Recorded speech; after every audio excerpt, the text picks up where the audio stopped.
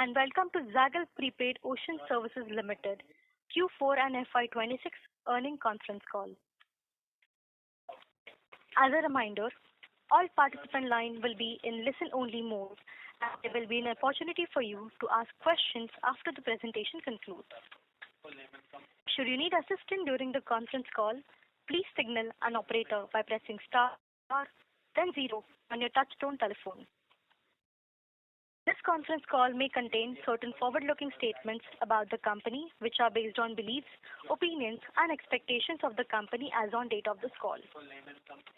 These statements are not the guarantees of future performance and involve risks and uncertainties that are difficult to predict. I now hand the conference over to Dr. Raj Narayanam, Executive Chairman, Zaggle Prepaid Ocean Service Limited. Thank you, and over to you, sir. Thank you so much. A very good evening to everyone. Thank you for joining the earnings call for Zaggle Prepaid Ocean Services Limited for the fourth quarter of fiscal year 2026. On behalf of the company, I extend a very warm welcome to all of you. On this call, we are joined by Mr. Avinash Godkhindi, Managing Director and CEO, Rajesh Tumlaganti, our Interim CFO, and SGA, our Investor Relation Advisors.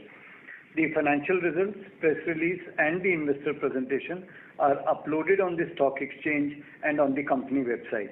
I hope everybody has had a chance to look at it. Now, ready for the Zaggle business update. FY26 marked a historic milestone for Zaggle as we delivered our strongest annual financial performance to date. Talking about our standalone quarterly performance, comparing Q4 FY26 to Q4 FY25, the company reported a healthy growth in revenues at about 593 crores, growing at around 44%. Our adjusted EBITDA increased to rupees 55 crores, growing at about 45%. The PAT surged to around 38 crores, growing at 18%.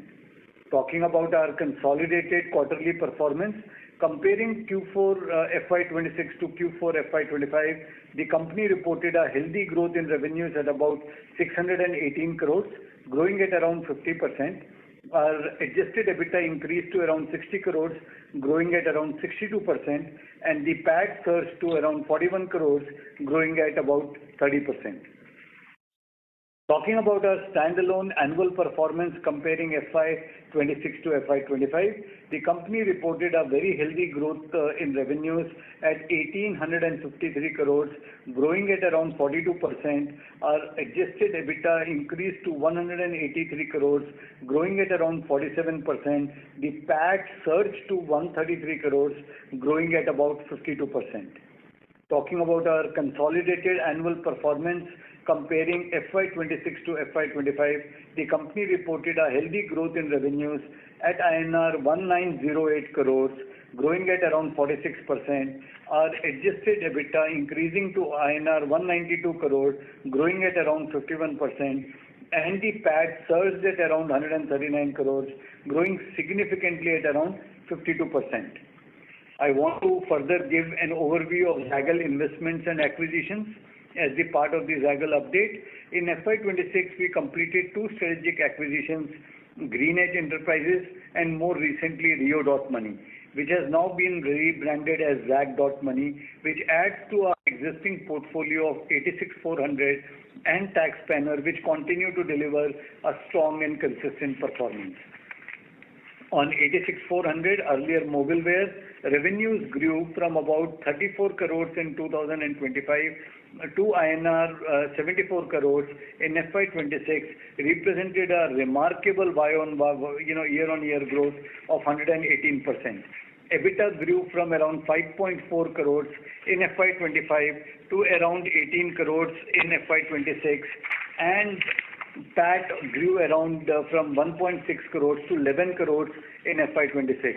This remarkable performance is driven by healthy growing UPI volumes across all partners, along with new partnerships like Thane Janta, Sahakari Bank, FT Cash, Fino Payments, and some of the other banks. On TaxSpanner, while we are not very stoked about the performance through the last financial year, we have taken a very following calculated steps. We have appointed new members on the board of TaxSpanner, which is Mr. Avinash and Nilesh Dhalpe.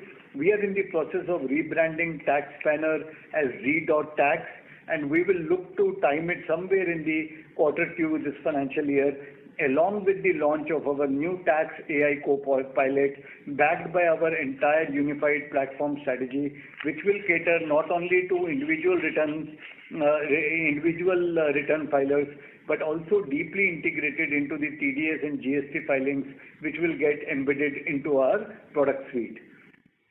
We are also looking to leverage cross-sell of our Zag.Money retail credit cards on the larger customer base of TaxSpanner.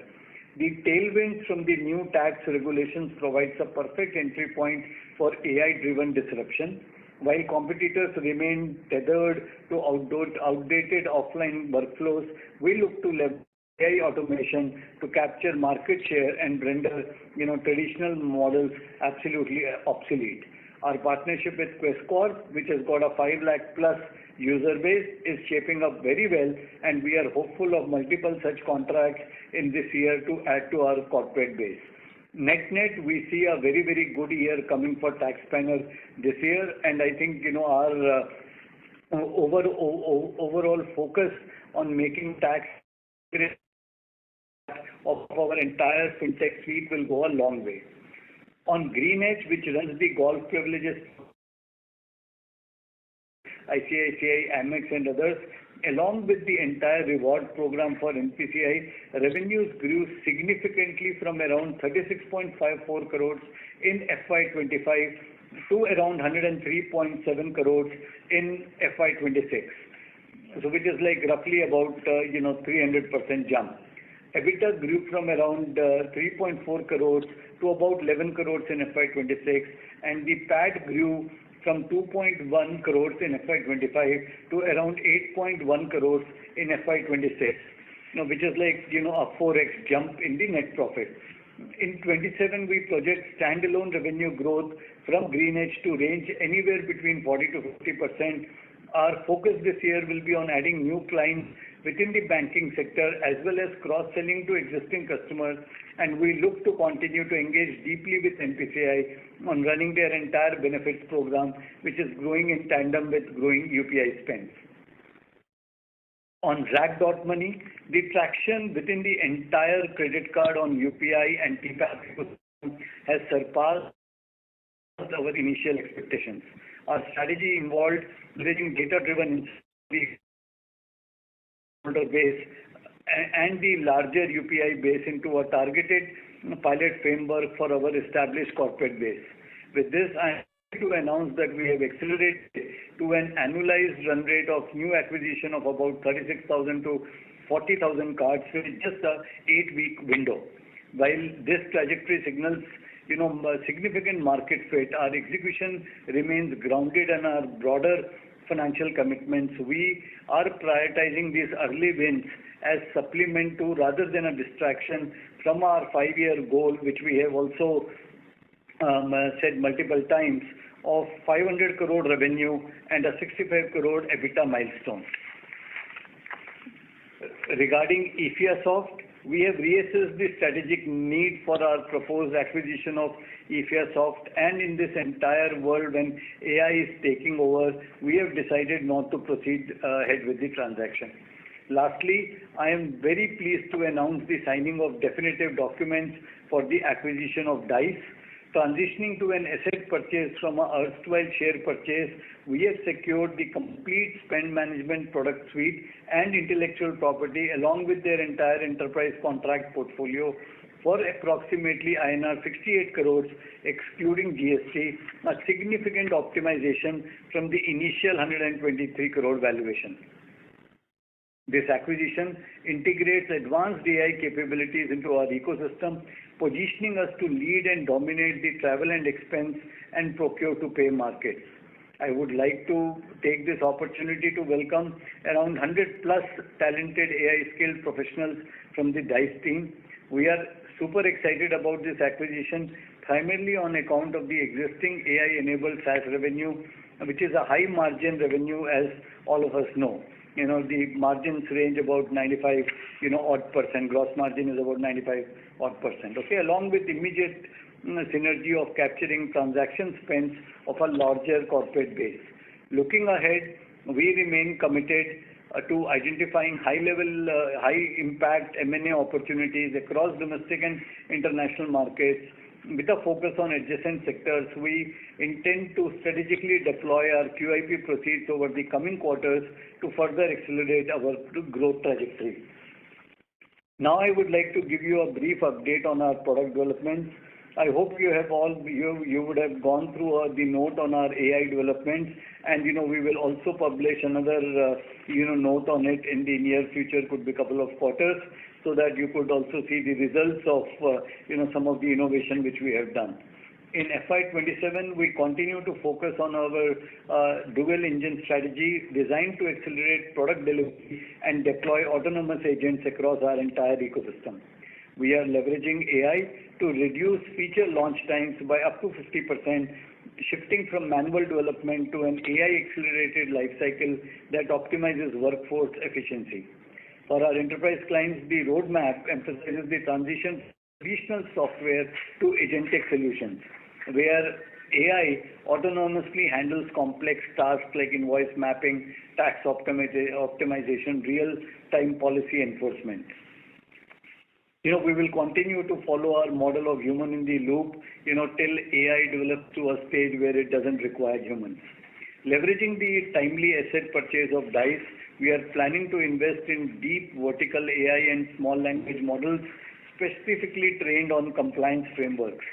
This technical foundation is expected to act as our launchpad for our global expansion into global markets, allowing for highly accurate, localized financial intelligence. Now I would like to give an update on our international expansion plans.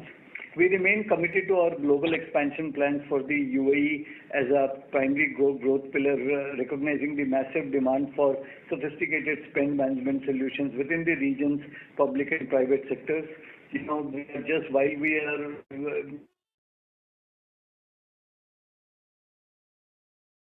which is taking a little bit more time to subside. We are continuously engaging with the government, banking and commercial partners in the region while maintaining go-live readiness once peace restores. Our expansion into US market is moving at a rapid pace, fueled by a vision to redefine global spend management. We are on track to kickstart our US operations by financial year end.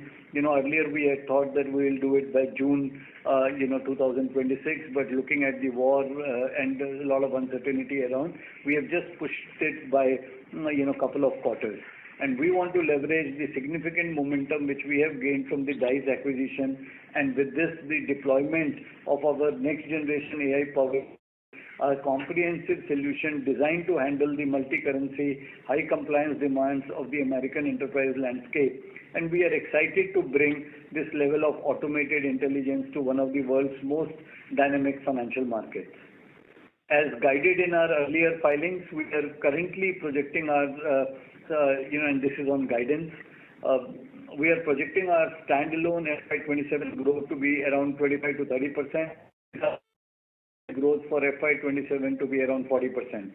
On EBITDA guidance, due to the change in structure of the DICE acquisition from a 100% share acquisition to an asset purchase agreement, along with the onboarding of employees, which will effectively sit on the standalone P&L, we would like to give guidance on EBITDA over the next few months once the entire integration effort completes.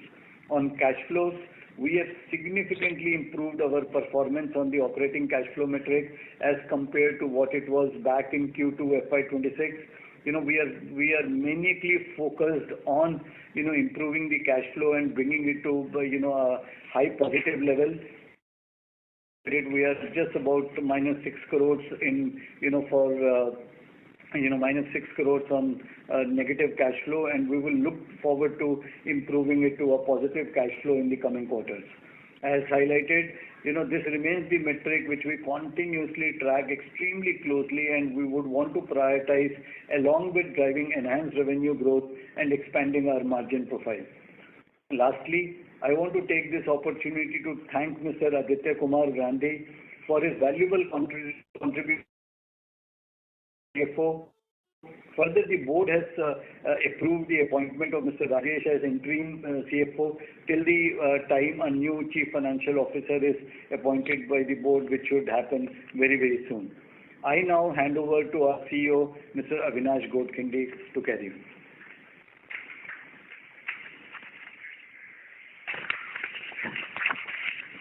Thank you, Dr. Raj. A very warm welcome to everyone joining us on the call today. Before I begin with the company details, I would like to congratulate Dr. Raj on receiving the Star of the Year award, FinTech Industry, at the Hurun India Stars of AP and Telangana 2026. Under his leadership, Zaggle has scaled new milestones year after year. So thank you so much, Dr. Raj.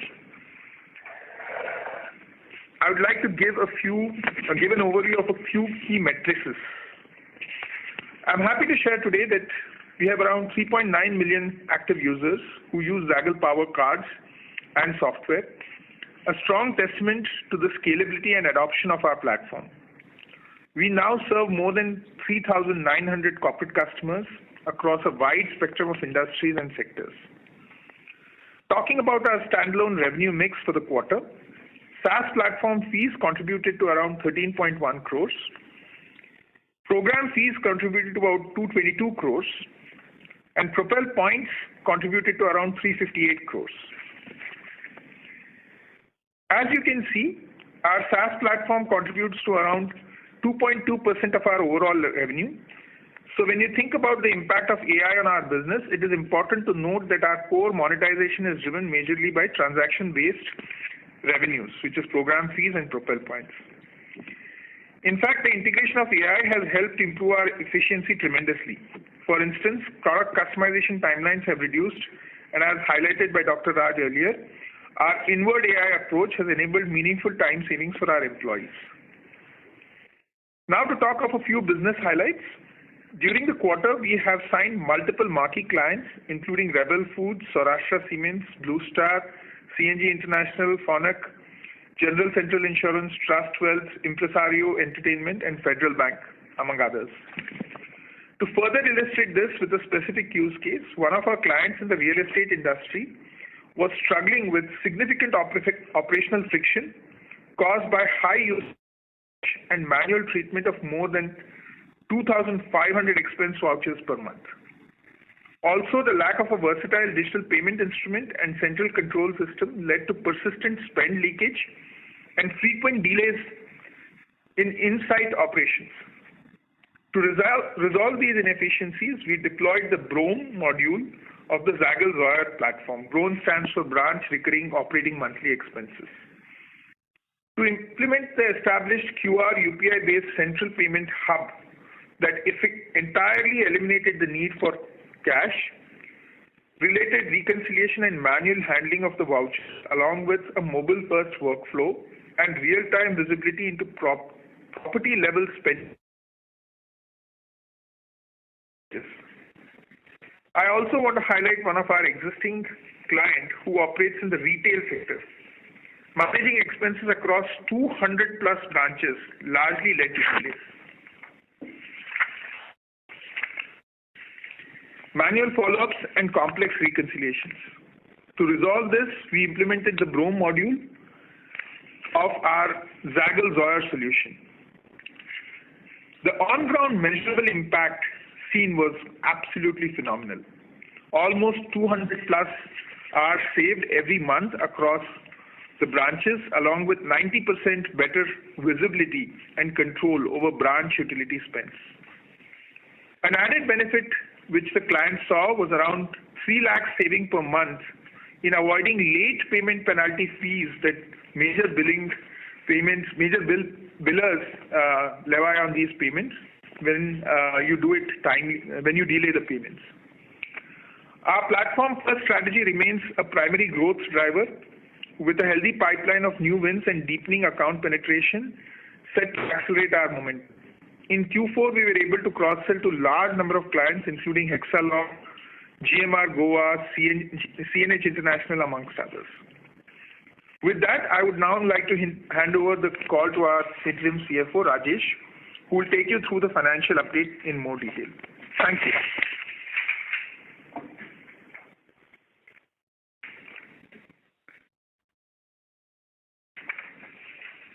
Thank you, Avinash. Good evening, everyone. I would like to take this opportunity by giving the quarterly update first, as our reported EBITDA at a standalone basis stood at around 155 crore with a year-on-year growth of around 50%, and this was mainly driven by improved operating leverage and the process improvements. On the similar lines, reported EBITDA margin expanded to 9.3%. Quarterly PAT recorded around 138 crores with a margin of 6.4%. Reported EBITDA at a consolidated basis stood at around 60 crores with YOY growth of 68%, with reported EBITDA margin expanding to 9.7%. Quarterly PAT recorded is around 41 crores with a margin of 6.6%. Now coming to FY26 update, reported EBITDA at a standalone basis stood at around 181 crores with a YOY growth of around 57%, with reported EBITDA margin expanding to 9.7%. Annual PAT recorded is around INR 133 crore with a margin of 7.2%. And repeated EBITDA at a consolidated basis stood at around INR 189 crore with year-on-year growth of around 61%, with reported EBITDA margin expanding to 9.9%. Annual PAT recorded is around 138 crore with a margin of 7.3%. I also wanted to give you an update on some of the other points. Employee costs have reduced mostly on account of adoption of AI initiatives in the business, increase in depreciation and amortization driven by capitalization of new technology and product developments, reflecting our continued investment in innovation. On segmental performance, our Propel platform revenue surpassed a mark of 1,000 crore for the first time. This was mainly driven by demand across the product. Program fee contributed 41% to the revenue, with a SaaS fee contributing around 2% to the revenue. We have observed significant increase in interchange fee, largely driven by performance of our Zoyer and Brome solutions, along with organic growth in the Save and Propel businesses. Also, I'll take this opportunity to reiterate our focus on the three key metrics, which we will look forward at the upcoming year: operating cash flow, revenue growth, and margin expansion. With that, I would like to conclude my update, and we are happy to open the floor for questions. Thank you. Thank you very much. We will now begin the question and answer session. Anyone who wishes to ask a question may press star and 1 on their touch-tone telephone. If you wish to remove yourself from the question queue, you may press star and 2. Participants are requested to use handset while asking a question. Ladies and gentlemen, we'll wait for a moment while the question queue assembles.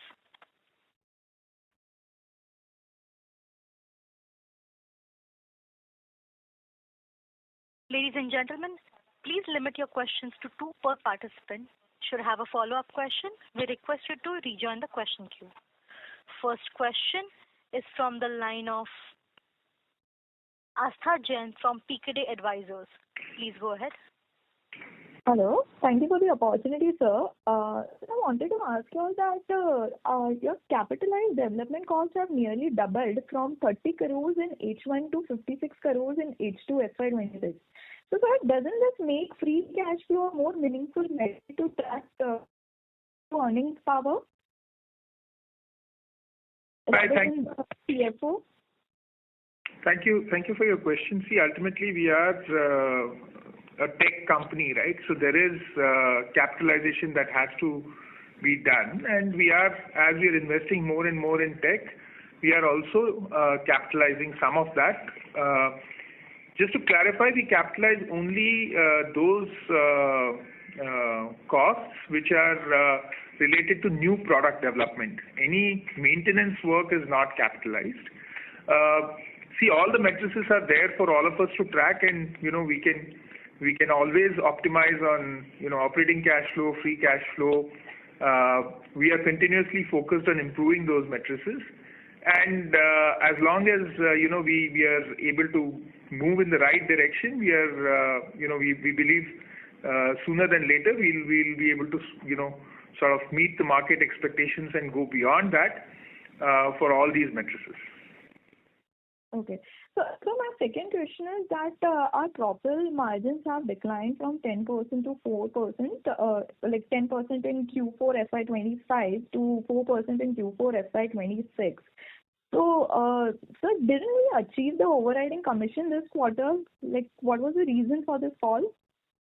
See, I think the right metric is to look at about 6% that we did for the year last time, and some of the margins have come down because we've also explained previously that we have been very focused on the cash flow, and some of the models like the redemption model on Propel points do take a lot of our cash flows, absorb a lot of cash, and we have started to move away from those models.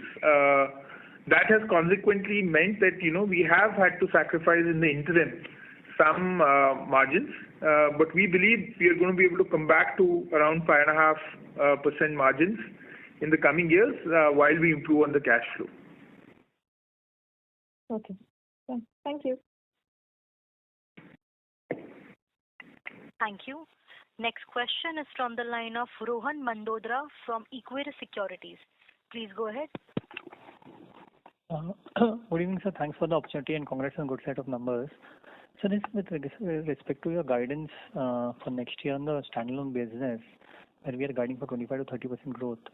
So this year we delivered around 42% growth. So is there any business where we are trying to go slow next year for guiding 25 to 30%? Just want to understand that. Thanks, Rohan, for your question and kind words. Rohan, as you are aware, the base has grown significantly from the time when we were, going IPO, where the revenues was 373 crores. You'll remember. Today, on a standalone basis, we are at 1852, and the Concall is 1907, right? So the base itself has grown, almost 5x, 6x, right? And consequently, obviously, the percentage growth would come down. The other point also is, as I mentioned in the previous questions, our focus is cash flow improvement. And if that means that some of the Propel points, growth comes down a little bit, we are open to that as long as it's, helping us on the cash flow. There also now we've crossed 1,000 crores in terms of volume, so it's a sizable volume. And any growth there would be very meaningful because you're talking of a high base. Sure. And so secondly, if you look at the trade receivables, they have gone up from 40 crores to 129 crores year on year.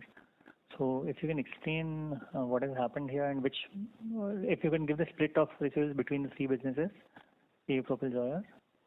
So Rohan, we don't generally give the split because there's a lot of cross-sell that happens. You're aware of it.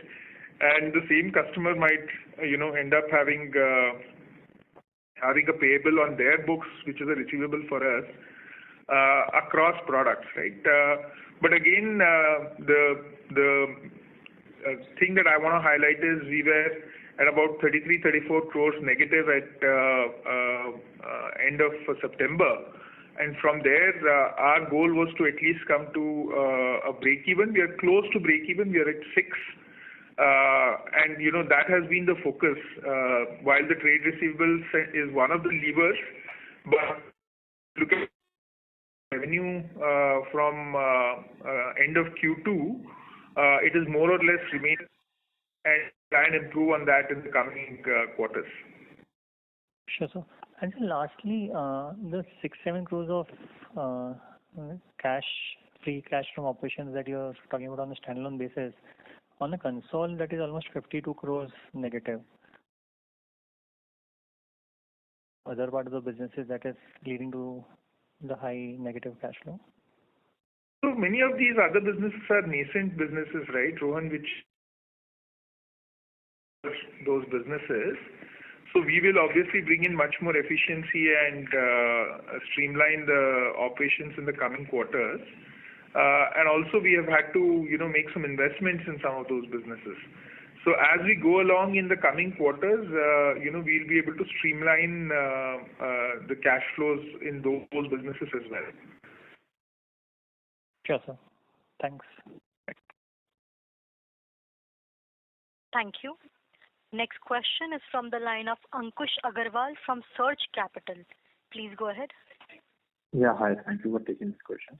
So firstly, this difference in revenue growth that we're targeting between the console and standalone is about 10-15%. So which recent acquisition will drive this 10-15% of delta in revenue growth, you can highlight?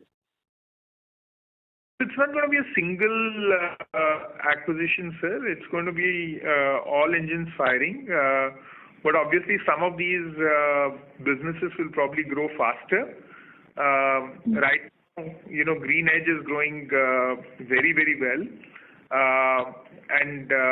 But we expect Zag.Money also to pick up a lot of pace. There, of course, the lead would be with the card outs and card activations, and then the revenues follow in terms of spends. That's the typical pattern of a card portfolio, retail card portfolio. Of course, we'll see improvement this year in tax planner as well. Okay. So the consumer credit card business, that will get a reference fee is what you're saying, and then share of NDR on spend fee, right? Correct. Share of interchange and referral fees from the banks. We take no balance sheet risk. Right. The second question is around the expenses that has come down both, say, quarter on quarter and even YOY. If I see other expenses around 24 crores versus 28 crores last year. So on the employee front, AI initiative is what the CFO highlighted. But other than that, also, I think quite a sharp sort of reduction in overall cost base versus past many few quarters, wherein the cost base was growing quite fast. So just trying to understand if you can talk a bit more about what is happening over here and how do you see this cost base going into the coming year? So we are obviously trying to optimize. We are trying to save every penny, to be very honest and openly. Having said that, I also want to highlight that, as we've acquired the Dice corporate portfolio, and it's asset purchase with about 100 plus Dice team members coming on board. So some of these employee costs and other costs are in the next quarter likely to go up. To highlight that. But our effort to be able to bring in more efficiency, optimization, not just in Zaggle but across the group, is continuous. Okay. But like with this Dice acquisition, are we going back on our earlier sort of guidance within, say, around 11%, 12% kind of margins were expected in the coming years versus 10% this year? I think 100 bits is what was sort of a guidance that every year 100 bits sort of margin expansion we could expect. See, you're right on Dice. Our original plan was to have a 100% share acquisition, so that would be a subsidiary. Now the structure has changed to an asset purchase, and that means that cost comes onto the Zaggle as a company, right? It's a much more efficient structure if you look at the price, which was earlier 123 crores plus today to 68 crores. So it's a very significant improvement in terms of the cost per se for us. But it does mean that, this money and this cost comes onto our P&L and the standalone as well as consolidated. Consolidated in any case, that cost would have come, right? So we'll come back with the EBITDA guidance in the next few months, once we are able to complete the integration process. Okay, got it. And lastly, any update on any other M&A that you're pursuing that might be on advanced stages, the larger ones? So we will update you, sir, as we make progress and we hit some milestones. We will keep you posted. Thank you. Oh, that was all. Thanks. Thank you. Next question is from the line of Siva from iThought PMS. Please go ahead. Hi, sir. Good evening. My question is regarding the cashback and incentives metric. So, we are roughly at around 68% right now, and I think previous call we had guided for around 50% over the span of next 4 to 5 years. So, how are we planning to do this? Like, will there be any impact on our customer usage or retention if we're going to reduce this cashback and incentive? Good evening, sir. Thank you for your question. I think, as we have seen in a variety of businesses, as habits get formed, both on a consumer and a corporate side, ability to levy additional fees and to take, scale back cashbacks, etc., is a very common phenomena. I mean, just go back to the original initial years of e-commerce in India, or even your food delivery, etc. Today, and travel being a great example where all of us are paying happily convenience fees to various OTAs. So we believe spend management is a growing category. We've spoken of this umpteen number of times that 30 years ago ERPs were unknown or lesser known. 20 years ago it was HRMS, 10 years ago it was CRM in India. We believe in 10 years' time, spend management will be a very established category, at least with the CFOs of corporates. And with that, coming in the coming years, we believe the cashbacks will automatically come down. Right, sir. And sir, so this cash, I mean, all the prepaid cards, Propel.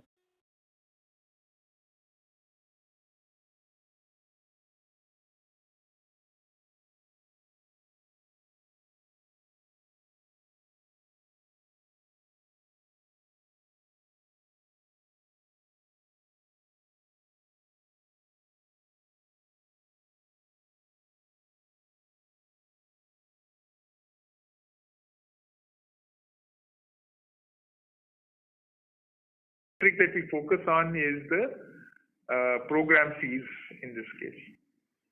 Right. But what I was thinking was that Zoyer, so it deals with vendor payments, so it kind of engulfs it. The payment value is higher compared to Save or Propel. So could we assume that Zoyer is like 50% or greater than the other two segments? Zoyer is growing very well. It started off when we did our IPO in September 2023. There were zero revenues from Zoyer.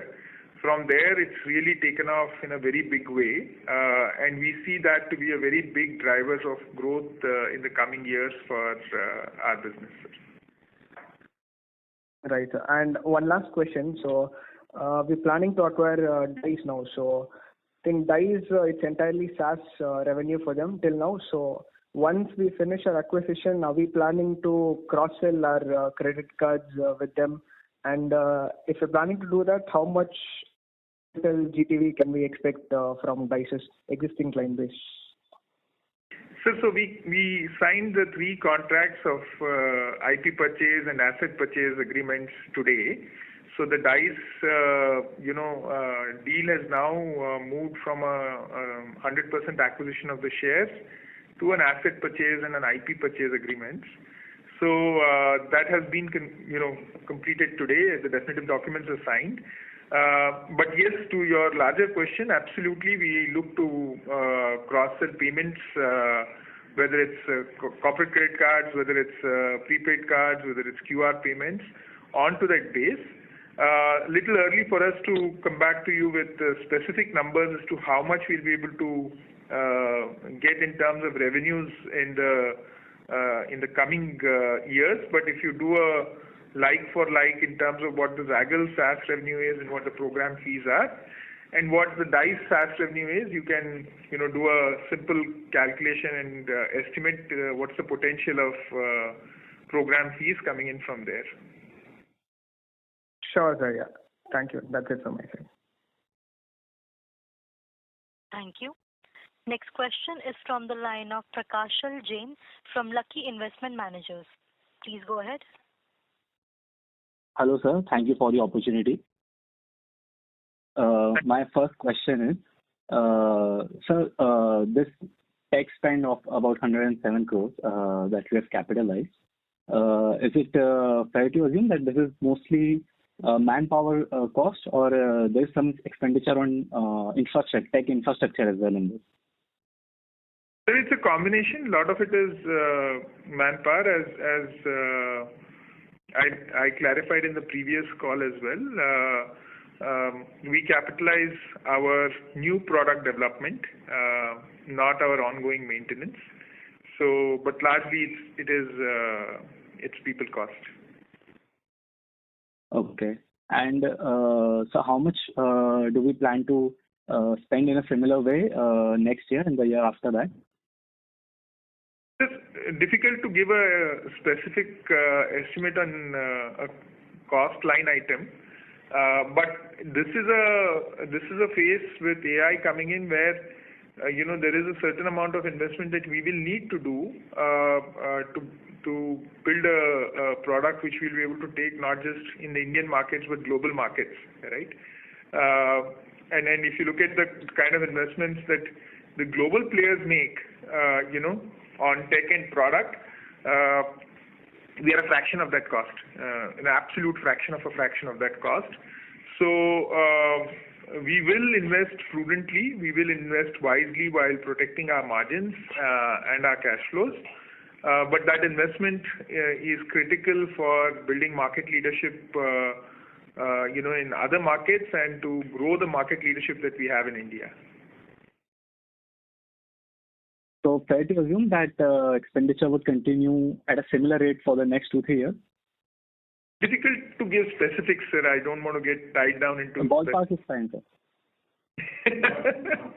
Please let me not tie myself into any knots here by giving you any specifics, sir.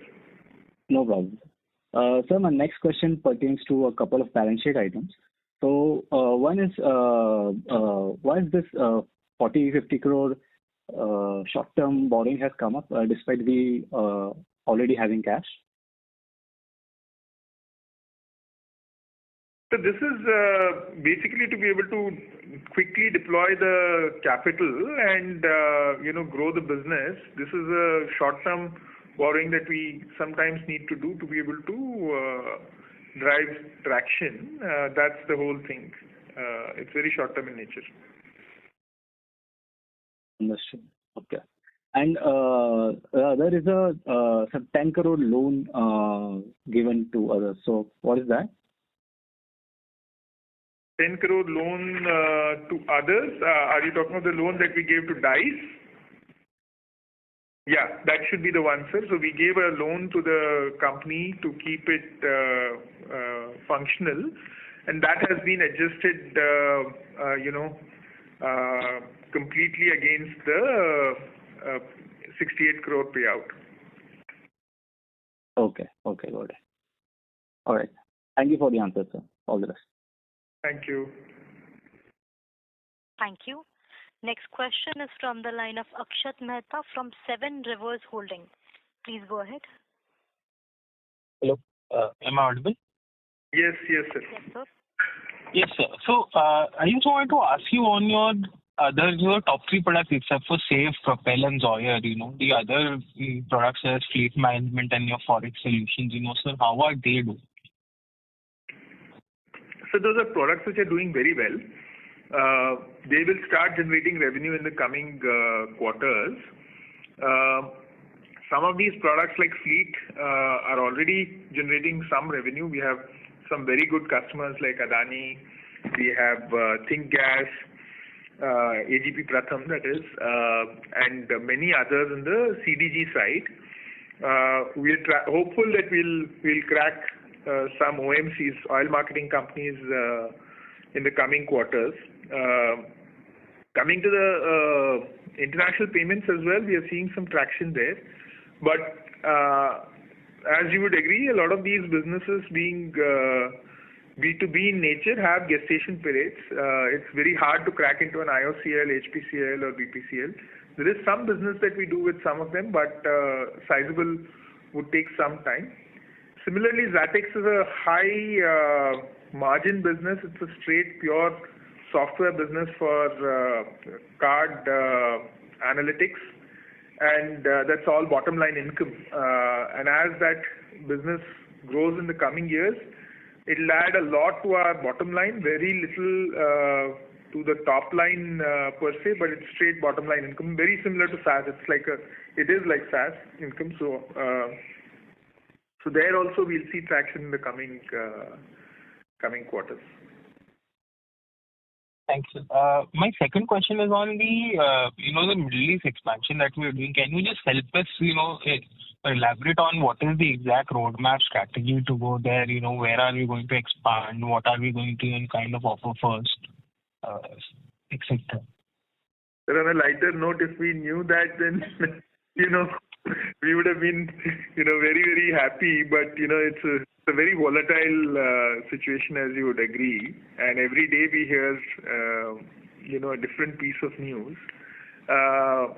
So what we are doing is we are continuing to engage with all the stakeholders in that region virtually. But that's also a region or a market which requires a fair degree of in-person engagement. It's a relationship-based market, much more than many others. And as you would agree, relationships are built by spending time in person, much better than virtually. So we are just keeping the conversation going and the relationships warm. And as soon as the war or warlike situation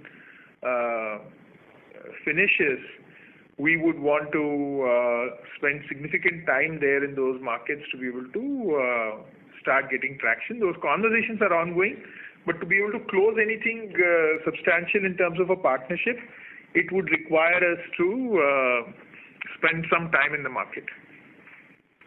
So currently we don't have any on-ground presence there. Currently we don't have any on-ground presence there. So you're absolutely right.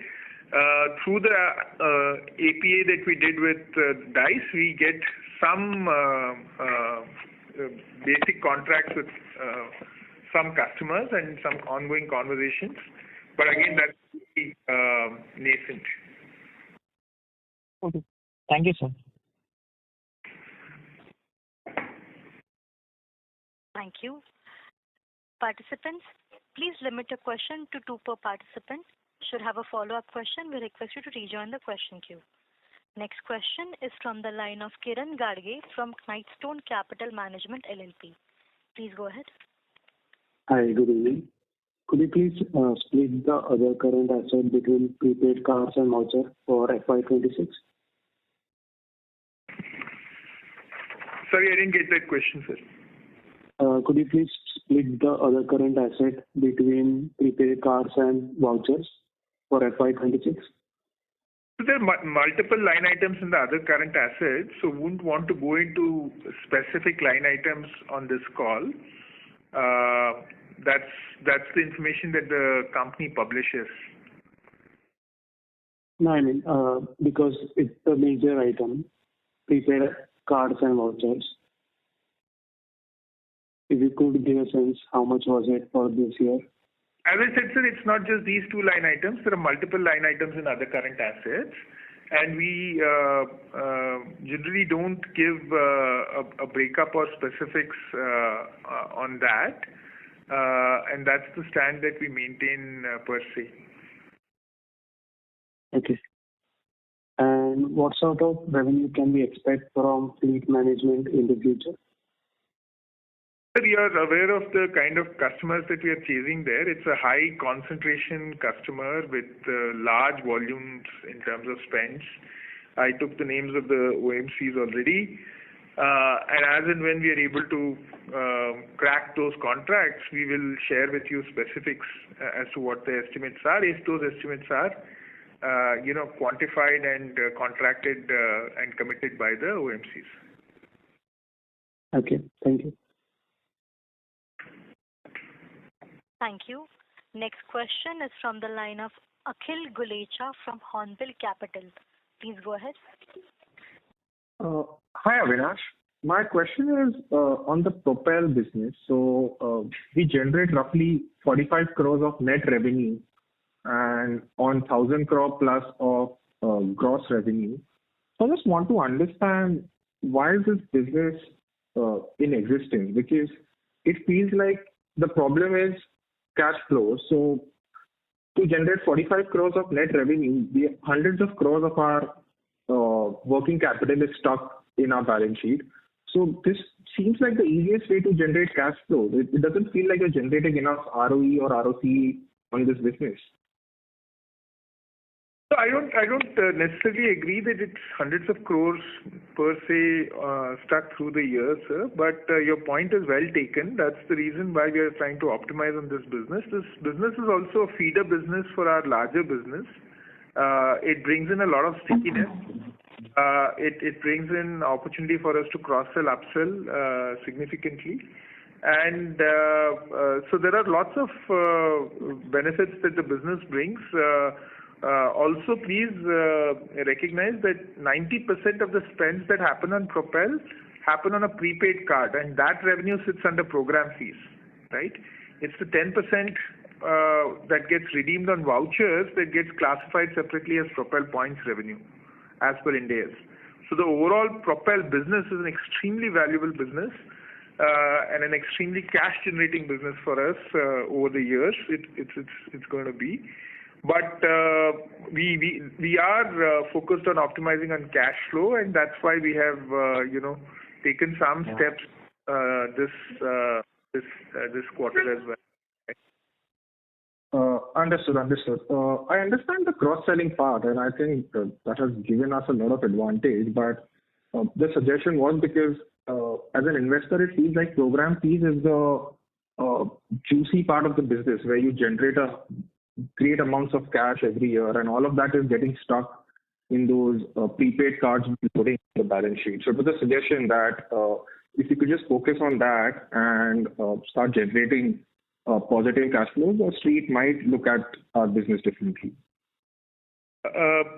Point well taken, sir. But just to clarify, program fees is income generated as interchange and any incentives we get from networks for both prepaid network cards as well as credit cards, right? And Propel platform generates revenue both through prepaid network cards in the form of program fees, as well as Propel points, which is redemptions that happen of those points on vouchers of over 350 brands. So it's a complex business. It has many layers and levers to it. But overall, yes, we sort of are seeing the need to be able to focus on the cash flow and the ROCE. So point well taken. We are working on those lines to, without impacting the business and impacting the relationships, how do we optimize on these matrices or these levers? Got it. Thank you so much, Avinash, and best of luck for next year. Hopefully, we'll see a large part of our PAT converted to operating cash flow next year. Thank you. Thank you. Next question is from the line of Jay Shah from OHM Portfolio Equi Research. Please go ahead. Hi. Thanks for the opportunity. Avinash, I have a couple of questions. First of all, on the overall EBITDA guidance, which has not been given, what is the impact because of DICE? Because I see revenues of DICE only at 10 crores, so expenses can't be too much. Would it be fair to say that the fourth quarter run rate or annual run rate will be maintained, and any upside is something that you are not able to guide us on the guidance? So thank you for your question. See, the impact of DICE in the consolidated basis is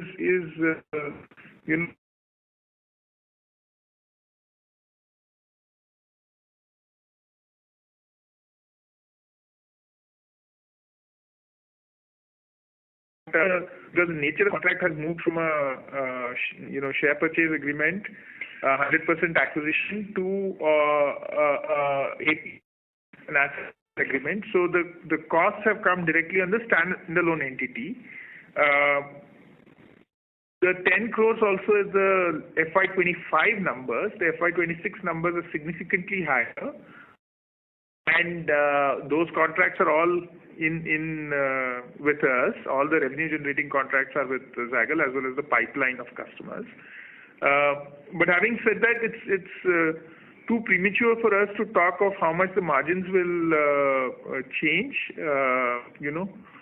Right now, because end of the day we are also integrating, and we are, as Rajesh also mentioned, giving top priority to cash flows, followed by growth, and then followed by margin in EBITDA. No, I understand that. My simple question is DICE basically a loss making at the net level that could impact your run rate of whatever 50 crores of EBITDA that you have every quarter? So would the next 2 quarters actually see a meaningful reduction? DICE was a loss-making company in FY25, sir, and likely to be losing a loss-making company for FY26. Said that, we would try and optimize there and make sure that we are able to leverage it in such a way that we are able to extract profits in the coming years. Right, because again, this drives to my basic question that you have ramped up the business 6 times from FY22 onwards, but whatever you have gained in terms of, say, operating leverage, you have lost out more on the gross margin, which is the other way to say on the take rate, so whatever. So it's like growth is coming at an incremental lower margin. And now your growth rate is also moderating.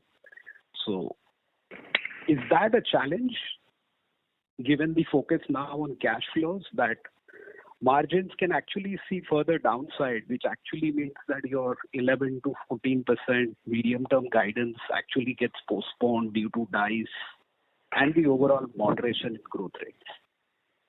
There are overall guidance of 14 to 15% over the course of next 5 years remains, but in the interim, of course, the ramp up, which we would have otherwise seen probably close to a percentage point every year, that might go through some temporary variations.